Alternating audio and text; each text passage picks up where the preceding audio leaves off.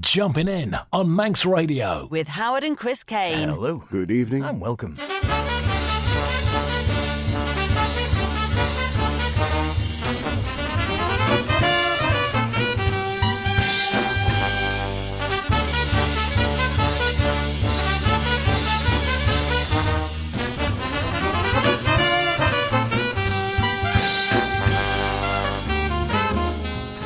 And here we are once again, Saturday night, after a jolly bout of COVID. Isn't that wonderful?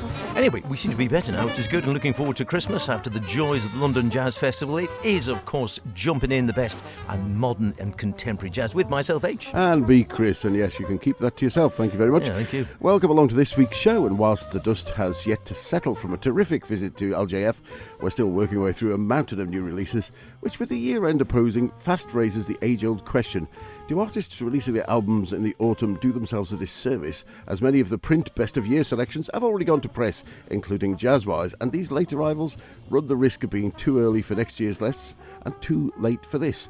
Well, fear not, we'll be selecting our own favourites for the first couple of shows of the new year when we get there. But for now, we've got plenty of great music to fit in first. So, H, as we start December, what CDs will be making their way into jazz-loving family members' stockings?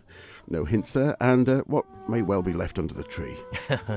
Don't think I'd bother with your stocking, really. You've got them all anyway. Well, tell you what, a new name on me, which I picked up while I was down at LJF, still ringing in my ears. Mathieu Clément, Coming Home. Check him out, indeed. Emma Rawicz, we're going to line her up for the new year. We couldn't get an interview while she was there. Just too busy, a lot of them were. But I did have a chat with her and about her first album as well, Incantation, which is pretty fine. Obviously, Chroma is the one she's plugging now. And if you've been looking towards 2024, you'll have noticed in a lot of jazz publications, it is the 100th anniversary of the great Duke Ellington. And from me, we flutter, we roll, we look out, and to get things going, we look ahead, not to next year, but ahead by a century with the Daniel Herzog Jazz Orchestra.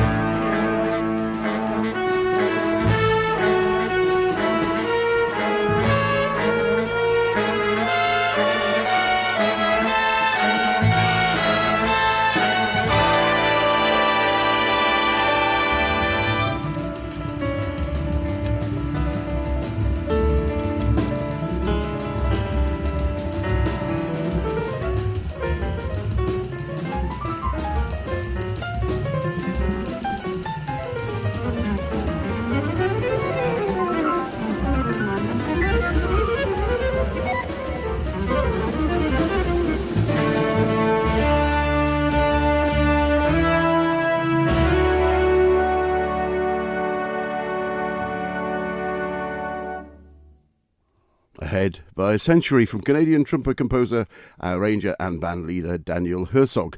The album's called Open Spaces, Folk Songs Reimagined, and whilst there's a good selection of traditional folk songs here, we also have some from Bob Dylan and Gordon Lightfoot songs, given the expansive treatment from Herzog, whose style, I think you agree, is very cinematic, perhaps influenced by the vast expanses and scale of the Canadian landscapes. His first big band album, A Night Devoid of Stars, was very much modelled on the voicings of Gil Evans, who, along with Maria Schneider, I think have obviously influenced his writing. Trumpeter Brad Turner and saxophonist Noah Preminger guest, as indeed they did on the first album, with additional colours provided by guitarist Kurt Rosenwinkel. And whilst it's a bit of a slow burner, Open Spaces, I think, bears rewards with repeated listening. It does indeed. Wonderful stuff. Enjoy that. And a good modern big band sound with, some freer sections and some great swinging, driving sections as well, which is, pretty much ticks all the boxes in my book. Right. London Jazz Festival, been and gone for another year. Would you believe it? It's gone like a flash, as they say, rather like Christmas, which is forthcoming. However, we did catch some wonderful stuff.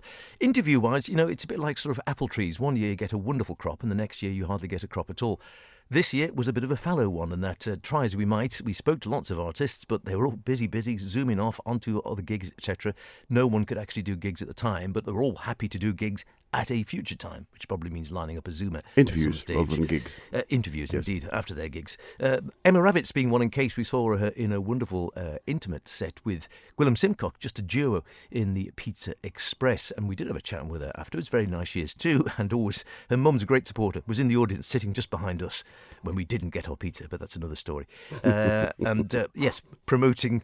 She is hoping to record with Gwilym, she says, next year at some stage, when she's got the money and it's all sorted out. Nothing done yet, although they've got the music. But of course, she has been celebrating the release of Chroma, and she is now a signed act artist, which she's delighted about. But her previous album, I know we've featured a track way back on the programme here, from her album Incantation, was a cracker as well, and she was selling real physical copies of that while we were there, so we picked up one to check that out. In the real format, as they say. It's good stuff. It's not. It's with her working band at the time, not the duo, although hopefully in 2024 we'll see a recording on act with Gwilym and Emma. But from her first album, Incantation, this is Omen.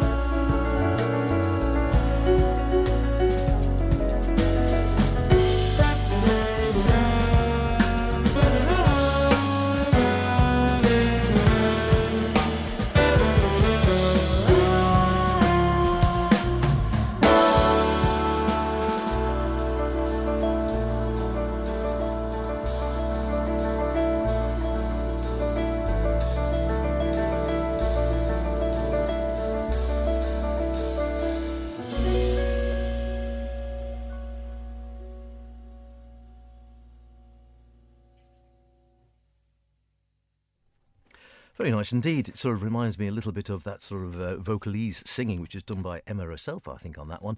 Reminds me, I don't know, it reminds me of a little bit of, is it National Health or something along those lines? I don't really know at times. Emma Rawicz, in any case, from her first album, her debut album, I believe, Incantation. And like I said, now signed up to the German Act label, much to her delight. Emma on tenor sax, she also plays soprano, flute, vocals, as we heard there, and composed all the music. Ant Law, wonderful chap. We had a chat with him and broadcast that, I think, earlier this year. On guitar, Scotty Thompson piano, Hugo Piper bass, and another man we saw leading a big band, but not from the drums, just actually conducting a big band. Finn Gnocchi on drums and percussion. We thought he was going to be playing drums, so he literally was just conducting the orchestra. We saw him at the LJF, another interesting character. I'm still trying to work out whether he's Liam Gnocchi's son or not. There can't be that many Gnocchis in jazz, so you think he might be, but I had a quick look online. I couldn't actually ascertain that for certain one way or another. A very talented chap, though, in any case, as indeed is Emma, and like I said, we will be talking to her hopefully in the first month or two of 2024. And like I said, if you want to check out her latest, it's Chroma and it's on Act.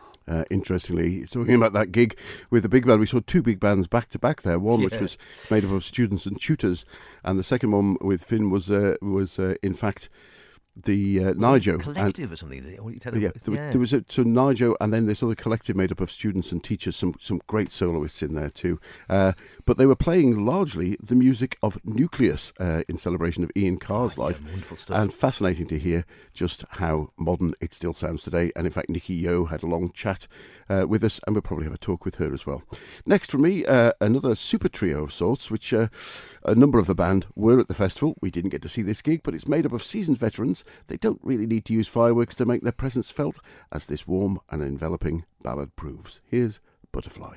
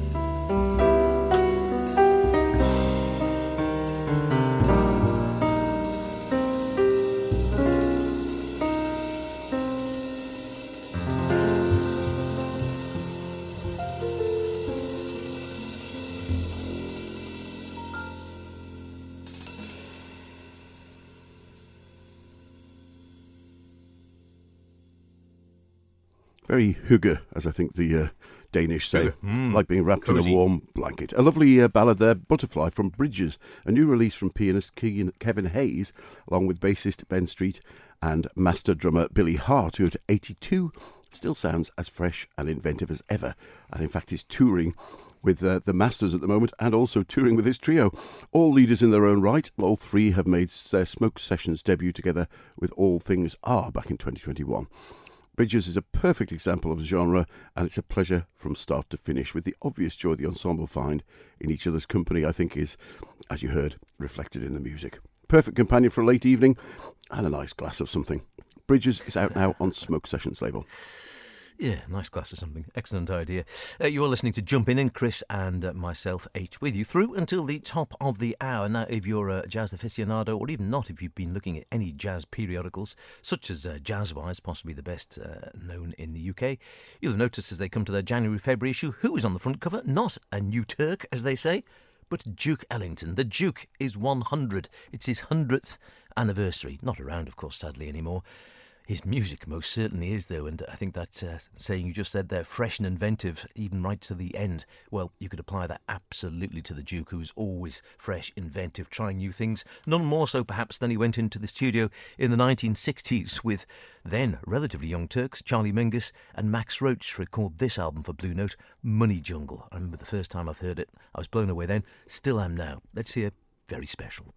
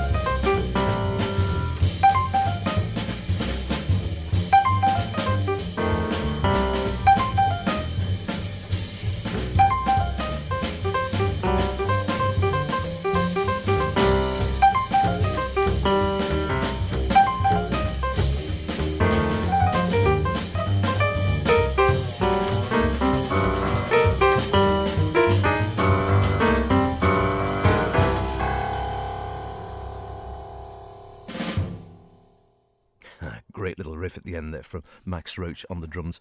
Very special. The third track in on the Money Jungle album, recorded by Duke Ellington back in, I think it was 63, that was recorded, if memory serves correct. Duke on piano, of course. Max Roach at the drums. Charlie Mingus at the bass, and as I say, the 38th year of Duke's recording career that was recorded. And yes, he mixes in everything, really. I can't do anything better than quote a bit of George Veen from the original liner notes, saying, Ellington displays the scope of 4 decades of musical experience, adroitly mixing the most advanced harmonic chords, a touch of stride piano and Ellingtonia of the 30s and 40s. Mingus and Roach know their Ellington. They all perform as if this were a trio of long standing. It wasn't. They just all went to the studio virtually on the day, I think. But they add through their distinctive musical personalities a dimension never heard before in Duke's playing. It makes this one of the greatest piano trio recordings in jazz history. I'm not going to disagree with that. Like I said, it still sounds absolutely wonderful now. And I remember getting it for the first time and hearing it. We bought it for the old maestro, for Jim. It was, I think, the first ever CD he had when the CD was a brand new thing in the 80s. And I think Mum got him a CD player. But we didn't have any CDs, so we went out and found that in the old CD centre, now long gone, down in Douglas, and they had a copy on CD of Money Jungle. I thought, well, that'll do. Duke Ellington, you'll like that, and wonderful stuff. We all got a copy, or probably more than one copy afterward, it must be said. Yeah. And if you don't have any of Duke's music, of course, you can listen all the way back to his early days, which was sounding pretty strict swing through the fantastic suites of the 60s. Oh, wonderful. Which sound modern as anything today. If you haven't got any Duke, incidentally, you've probably stumbled on this show by mistake. Well, no doubt, by the way. I think he still holds the record for the most published compositions. He does, Over I think. 3,000 published songs. And we've got to do a Duke special in 2024. Early doors Absolutely. open in the first couple of Everybody months. has played one of his tunes. And now for something, as they say, completely different. Norwegian saxophonist Andre Roligten has been featured on the show before as a composer and arranger with drummer Gard Nielsen's Supersonic Orchestra, and he's also a member of Nielsen's Acoustic Unity Trio. But here things take a decidedly different turn. The press release suggests we imagine that Sonny Rollins and Egberto Gismonti met on the beach at a yoga retreat in Hawaii and decided to make an album together. See what you think. Here they are with Sonny River.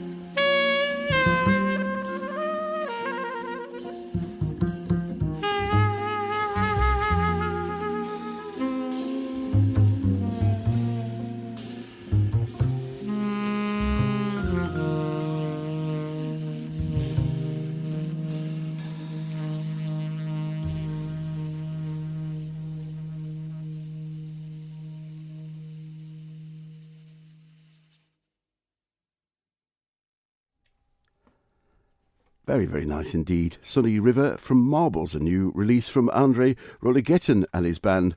The kernel for this band came from a commission to write a piece for the 2021 Trondheim Jazz Festival. There's another one we haven't been to. And although the core rhythm section of Jean-Ruhm Strum on bass and Gard Nielsen on the drums remained, the keyboards were replaced by Johan Lindstrom on pedal steel guitar and Matthias Stahl on vibraphone, which I think gives the band its own unique sound. Quirky and perhaps not for everyone, but I really enjoyed it all the way through, and very much thanks to Jim Johnston for sending us a copy. Marbles is out now on the Odin label. Yeah, there's all some great stuff on the Odin label. This one, a new player I do not know on the Sagam label, I believe it is, by the Culture LX, which I've heard before. An artist called Mathieu Clément, a drummer, a young French drummer, I believe, and much more than that, I can't really tell you, but let's have a listen in any case. Here's the opening track on the album, called, and I don't know whether it's true or not, 5 Children.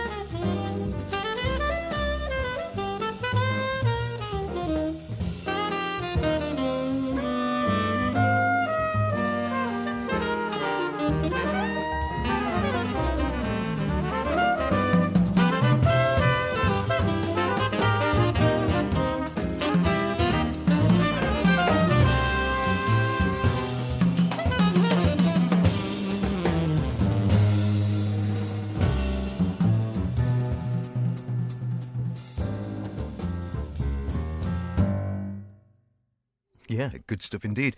We're listening to more of that over the coming weeks, I must admit, and hearing a bit more of that music. Mathieu Clément, Coming Home. As I say, a new name to me, not maybe to one of Jumpin In's major number one fans who happens to live in Luxembourg, because Mathieu Clément was born in Luxembourg and might well still play there quite a bit on the circuit there. Not that long ago, 2001, learnt the drums and vibraphone at the age of 7. Good start. And in 2019, he entered the Hochschule für Musik und Tanz Köln, where his current teachers, I'm told, looking at the site, is Jonas Bergwinkler and Robert Lanferman. He's also been a member of the Jugendjazz Orchestra, so the jazz youth orchestra in Germany or in Luxembourg, and also had lessons with the great American drummer Greg Hutchinson. And in February 2022, he recorded his debut album at the Loft in Köln. He also plays concert at the Philharmonie du Luxembourg. So I'm sure Jeff will probably think, yes, of course, often have a pint with him after a gig there. Who knows? Good stuff in any case. I'll check that out. Better mention the rest of the band. Jacob Bench on trumpet, Matthias Schriefel on trumpet as well, Victor Fox tenor sax, Adrian Gallet on tenor sax, Leon Attery on piano, Jan Blixlager on bass, and Mathieu Clément on drums and vibes. And I'll be catching out more of that. Very nice sound indeed. Very nice indeed. Well, that's just about it for this week. We've got time to squeeze in a track from Sri Lankan-born multi-instrumentalist Radhika de Saram. Born into a family of classical musicians, she came to London with her family aged 5, studied piano and violin at the Primary and Junior Royal Academy, gained 2 further scholarships, and whilst on the second one at Wells Cathedral School, her interest in jazz developed. And for this debut release, she sticks to electric bass guitar. And she's gathered together some fine players for the music too, reflecting folk melodies from Sri Lanka, melded with jazz. Here's Adalar, featuring Xenia Strigolev on sax, Rodion Grishenko on guitar, and Gary Bagdasarian at the drums. See you next week there. Dodgy pronunciations, we'll save till later. Oh, far too dangerous. See you next week. Cheerio.